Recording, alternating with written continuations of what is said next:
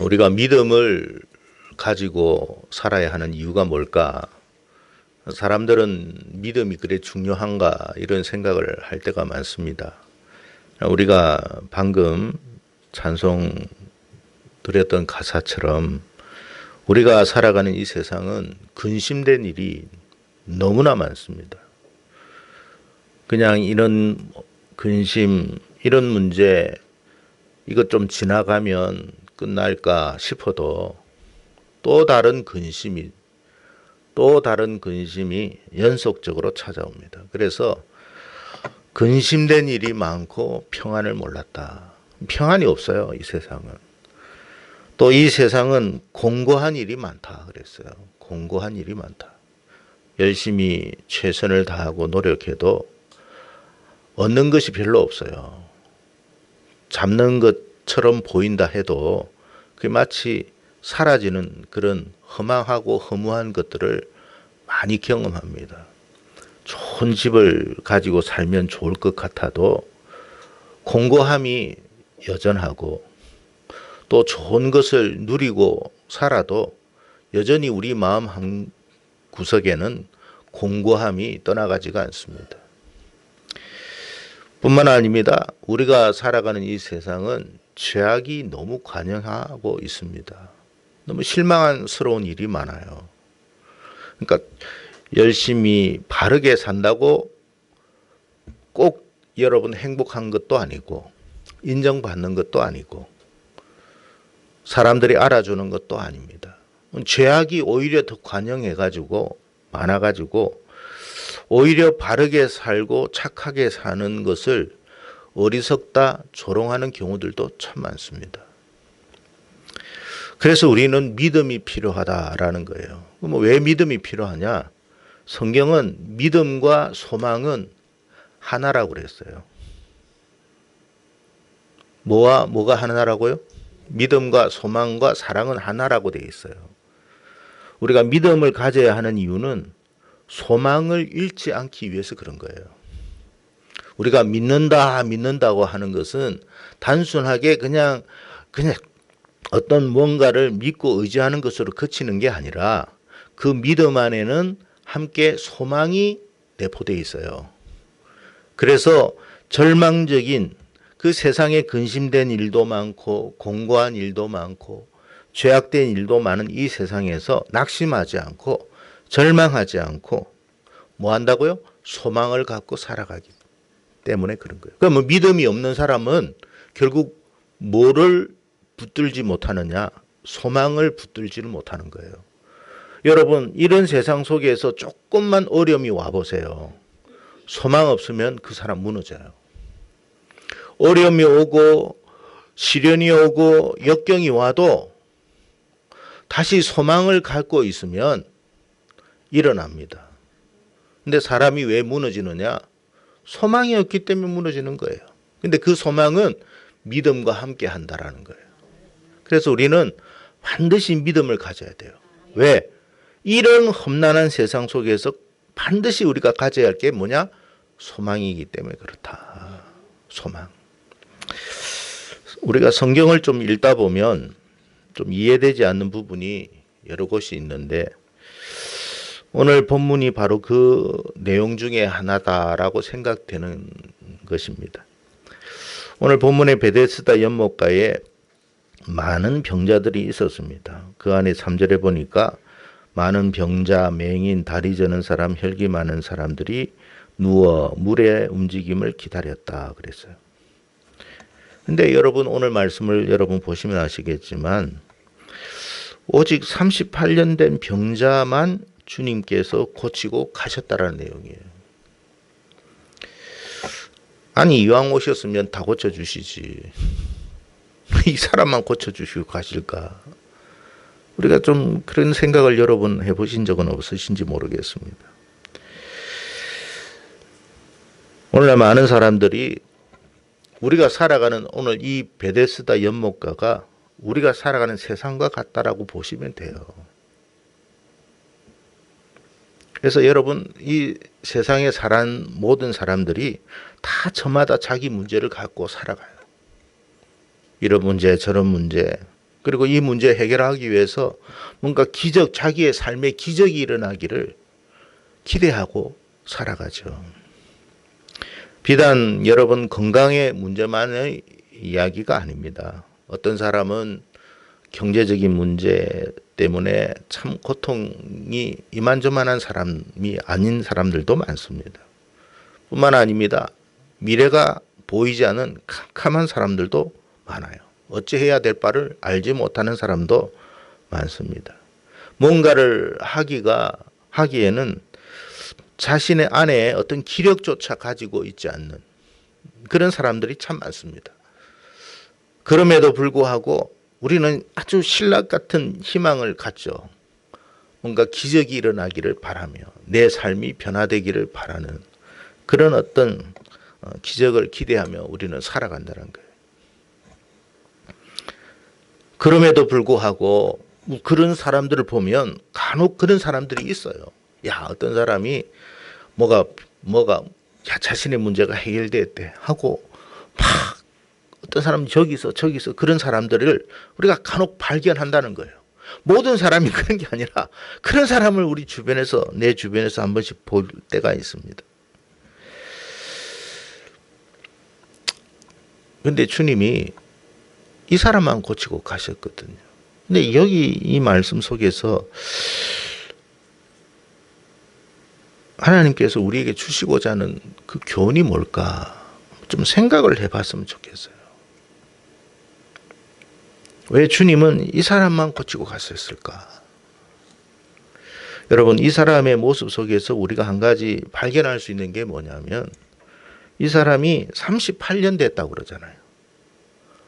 근데 38년 동안 이 자리에 있으면서도 이 사람의 모습과 말을 보면 뭐라고 이야기하냐면 아직도 여전히 자신은 고침을 받을 것이다라는 기대를 갖고 있어요. 소망을 잃지 않고 있더라는 거예요. 믿음이라는 건요, 사실 소망을 갖고 사는 삶이에요. 우리가 믿음이 있는지 없는지는 무엇으로 알 수 있어요? 그 사람의 삶 속에 정말 소망이 있느냐, 그걸 보면 알아요. 여러분, 믿음이 없으면 절망하며 삽니다. 절망이 있으면 어떻게 돼요? 인생을 자포자기하고 인생 자체를 망가뜨리는 거예요, 스스로가. 근데 믿음이 있는 사람은 항상 소망을 품고 삽니다. 몇 년 동안, 오늘 이 사람 보니까 38년을 계속 그랬다는 거예요. 여러분, 38년이라고 그냥 우리가 말하기가 쉬워서 38년이지 38년 동안 병을 앓고 자신의 문제가 해결되지 않고 여전히 그 삶 속에서 살고 있는데도 자신의 병이 고칠 수 있다라고 생각하며 산다는 게 그게 쉬운 일이겠습니까? 내 인생 자체가 1년이 지나도 1년은 견디죠. 2년은 견딥니다. 한 5년 정도 견딥니다. 한 10년도 그래 한번 기다려보자 견딜 수 있어요. 근데 그 10년이 20년이 되고 그 20년이 30년이 되고 여러분 38년이 지났으면 이미 죽을 때가 다 돼가는 때입니다. 인생이 변화된 것이 없어요. 여러분 우리나라에 여러분 그때 당시 여러분 사람들의 평균 그 수명이 오늘날처럼 80, 90이 살지 않았습니다. 중세 때만 해도 여러분 유럽이나 우리 한국이나 다 마찬가지더라고. 평균 수명이 50이에요, 50. 여자들은 좀 더 길어요. 그래봤자 여러분 50 안팎. 그래서 우리나라도 한갑 지나면 큰 잔치 했잖아요. 왜 잔치하겠습니까? 사는 사람이 없으니까 그런 거예요. 38년 됐다고 하니까 그런가 보다라고 생각하면 안 돼요, 여러분. 몇 년 살지도 못하는 세상 속에서 38년 동안 똑같은 모습 속에서 변화되지 않는 삶 속에서 살아가고 있다라는 거예요. 그런데도 뭐합니까? 여전히 고칠 수 있다라는 희망을 품고 있다라는 거예요. 이게 믿음이에요. 주님이 뭘 본 거예요? 그거 본 거예요. 여러분 우리가 교회를 다니잖아요. 교회를 다녔는데 교회를 다니자마자 인생 자체가 여러분 로또처럼 변화되었습니까? 대박난 인생이 된 적이 있습니까? 교회를 다녔는데 삶이 별로 달라진 게 없어. 1년이 지나고 2년이 지나고 3년이 지나고 믿음을 가지면 뭔가 하나님이 기적을 주실 거다. 그런 생각과 소망을 갖고 우리가 여러분 이 여기 오늘 말씀처럼 베데스다 연못가처럼 이 교회에 모여가지고 하나님의 기적을 바라면서 하나님 좀 내 인생이 달라지기를 바랍니다라고 우리가 모여 있지만 뭐 달라진 게 뭐 있어요? 그런데도 오늘 이 사람은 여러분 38년 동안 믿음 생활했는데 예를 들어서 믿음 생활했는데 똑같아. 한번 물어봅시다. 38년이 병이 들었으면 병이 조금씩 고쳐졌을까요? 더 중해졌을까요? 아니 병이 들면 더 중해지지 더 나아지진 않아요. 고침을 받지 못한 상태라면. 그러니까 더 안 좋다는 거지. 그러니까 교회를 다녔는데 38년 동안 교회를 다녔는데 생활이 점점 어떻게 됐다고요? 나아진 게 없어. 나아지기는커녕 더 안 좋아져. 자, 여러분 같으면 어떻게 할래요? 이 베데스다 연못이라고 하는 이 교회에 계속 머물겠습니까? 아니면 떠나겠습니까? 여러분 같으면 어떻게 하겠어요?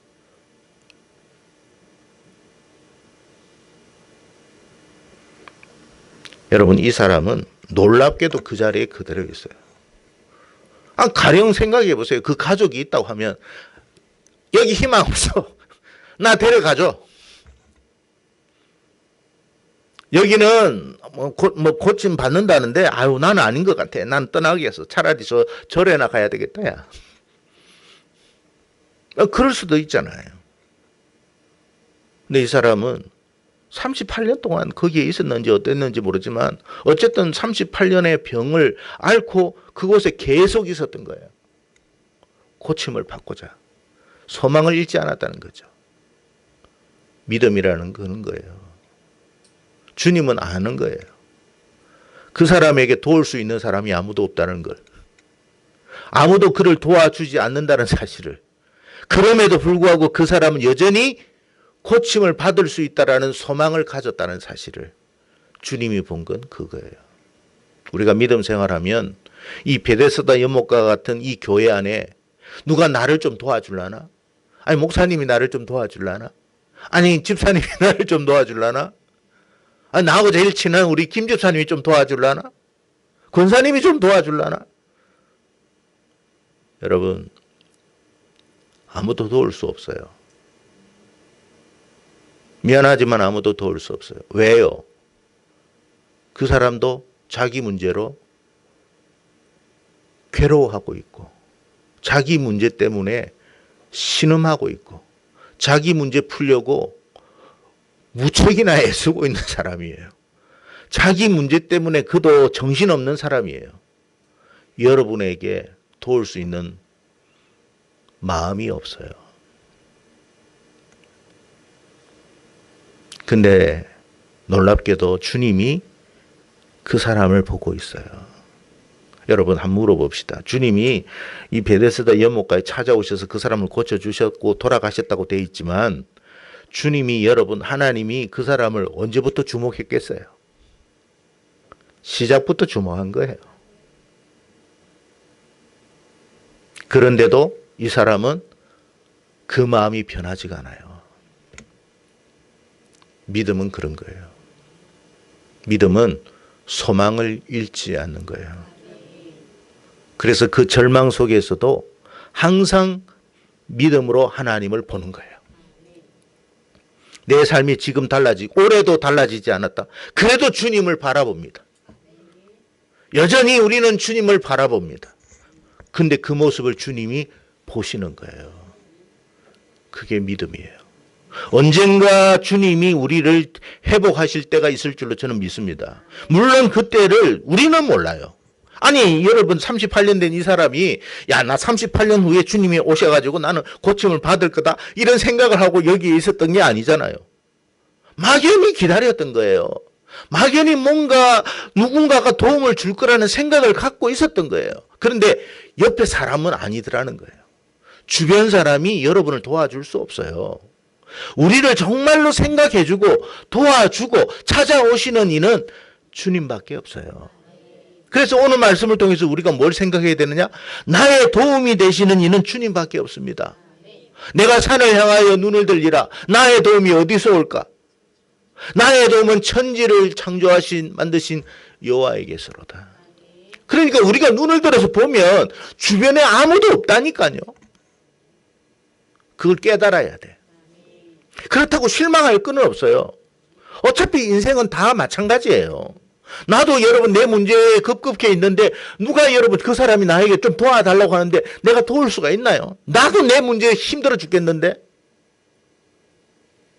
근데 여러분 주님은 우리의 상황을 다 알고 계세요.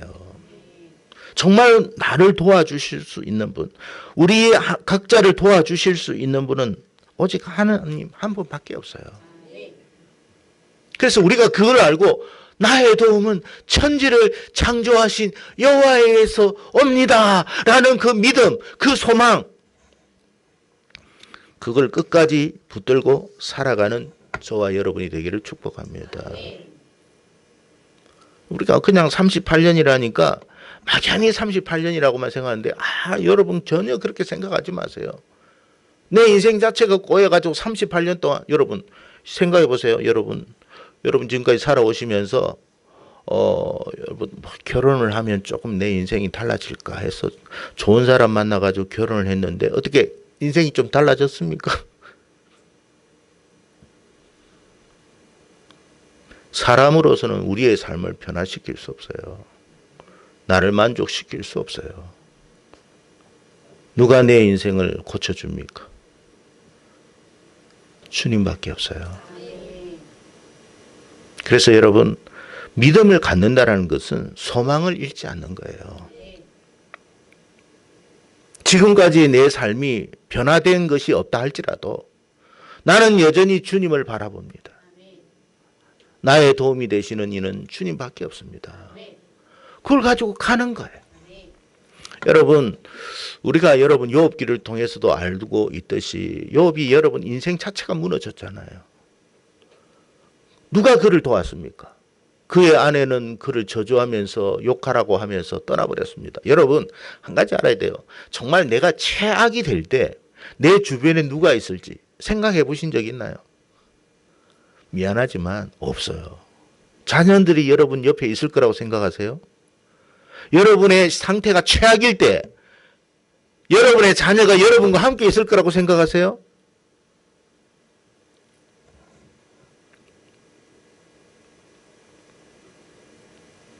그럴 것 같으면 요양원에 누가 있겠습니까? 누가 요양원에 사람을 보내요? 부모를.